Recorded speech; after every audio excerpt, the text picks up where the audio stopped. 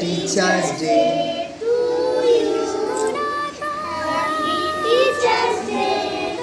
Dear sir.